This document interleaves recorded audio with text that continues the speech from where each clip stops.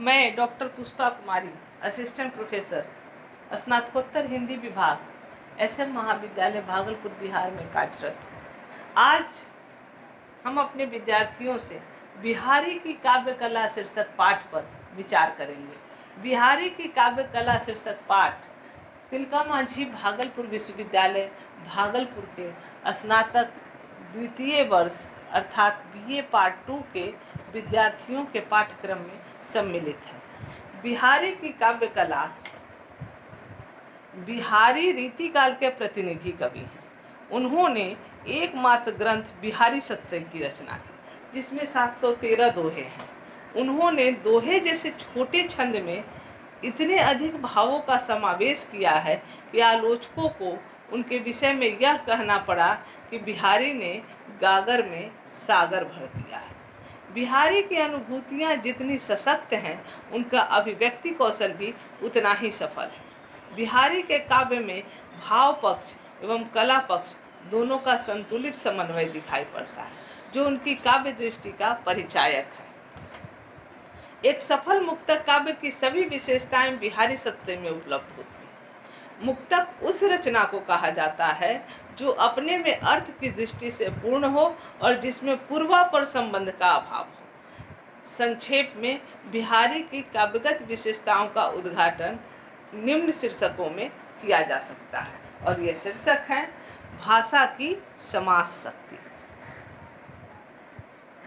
कम शब्दों में अधिक भाव व्यक्त करने के लिए भाषा की समास शक्ति का प्रयोग बिहारी ने किया है।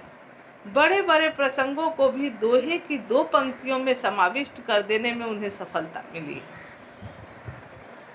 गुरुजनों से भरी सभा में नायक नायिका किस प्रकार आंखों के संकेत से ही वार्तालाप कर लेते हैं, इसका चित्रण निम्न दोहे में वे करते हैं। कहत नटत रीझत खिझत मिलत खिलत लज्जियात, भरे भवन में करत हैं नैनन हुई से बात। दूसरा, कल्पना की समाहार शक्ति।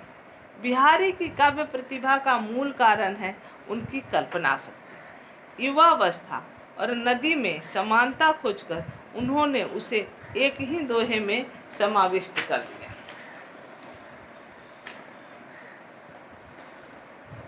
एक भीजय चहले परे बरे बहे हजार, किते नयांगुन जग करे वैन चढ़ती बार। तीसरा, चमत्कार प्रदर्शन। बिहारी ने अपने युग के अनुरूप कविता में चमत्कार प्रदर्शन की प्रवृत्ति का परिचय भी दिया है। यथा इस दोहे में कनक शब्द का 2 बार प्रयोग अलग अलग अर्थों में करते हुए यमक अलंकार का विधान किया गया है।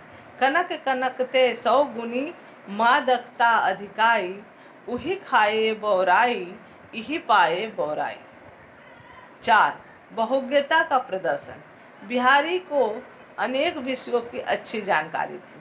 ज्योतिष, गणित, आयुर्वेद, इतिहास, पुराण आदि का ज्ञान उन्हें था, क्योंकि उन्होंने अपने दोहों में इन विषयों का प्रयोग किया है।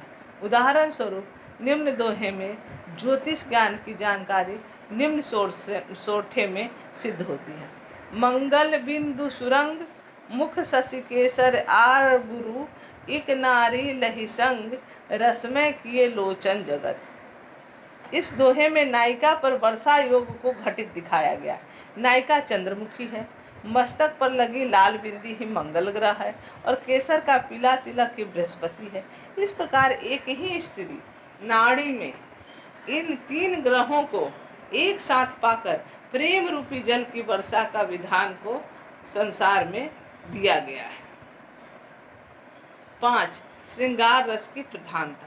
बिहारी सत्संग मूलतः श्रृंगार से ओतप्रोत काव्य ग्रंथ है। श्रृंगार के दोनों ही पक्ष, संजोग और वियोग इसमें समाविष्ट किए गए हैं। उन्होंने नायिका के अंग प्रत्यंग के सौंदर्य का सरस चित्रण तो किया ही है, साथ ही साथ नायक नायिका की प्रेम क्रीड़ाओं, हाव भाव का भी विशुद्ध चित्रण किया है। राधा कृष्ण की वह क्रीड़ा कितनी आकर्षक है। बतरस लालच लाल की मुरली धरी लुकाए, सौह करे भौहनी हंसे दैन कहे नट जाए। 6, प्रकृति चित्रण।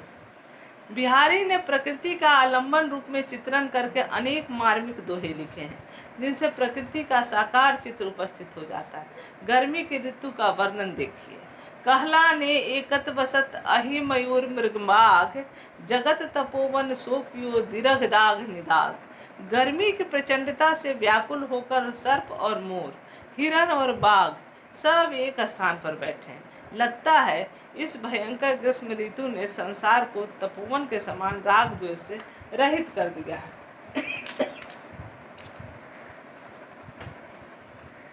7.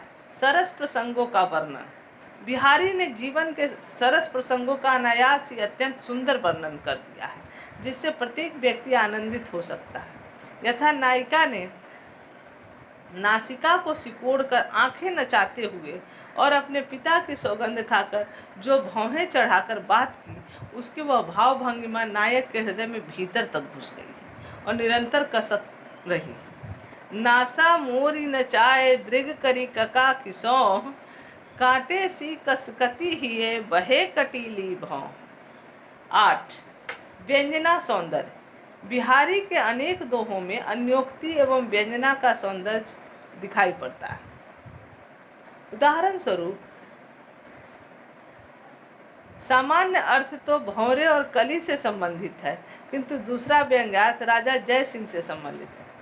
नहीं पराग नहीं मधुर मधु, नहीं विकास इहि काल, अली कली ही सो विद्यो आगे कौन हवाल। 9. सरस प्रसंगों का वर्णन। बिहारी ने जीवन के सरस प्रसंगों का वर्णन अत्यंत सुंदर ढंग से किया है। उनके दोहों को पढ़कर प्रत्येक व्यक्ति आनंदित होता है। ऐसा ही एक दृश्य इस प्रकार है। मैं निसहा सोयो समझू मुँह चम्यो ढिंग जाई, हस्यो खिस्यानी गल गहियो रहे गरे लपटाई। नायक नींद का बहाना किए लेटा था। नायिका ने उसे सोता जानकर उसका मुख चूम लिया कि तभी नायक हंस पड़ा और लज्जित नायिका नायक के गले से लिपट। 10. वियोग वर्णन। बिहारी ने संयोग श्रृंगार के साथ साथ वियोग श्रृंगार का भी सुंदर चित्र अंकित किया है। वियोग श्रृंगार के अतिशयता कुछ इस प्रकार है। कहा कहो बाकी दशा हरि प्राणन के ईस, विरह ज्वाली जरिबो लखै मरिबो भवो असीस। सखी नायक श्री कृष्ण से नायिका की विरह दशा का वर्णन करती हुई कहती है कि हे प्राणेश, तुम्हारी विरह ज्वाला में जलती हुई उस नायिका की मर्मांतक दशा किसी से देखी नहीं जाती। अब तो मरना उसके लिए आशीष बन गया। 11. विरह ताप की अतिशयता। नायिका विरह ताप में इतनी जल रही है कि गुलाब जल उसके शरीर का स्पर्श भी नहीं कर पाता और बीच में ही भाप बनकर उड़ जाता है। ओंघाई सीसी सुलखी विरह बरनी बिललात, बीच ही सूखी गुलाबी गौ छींटो छुई नगात। बिहारी की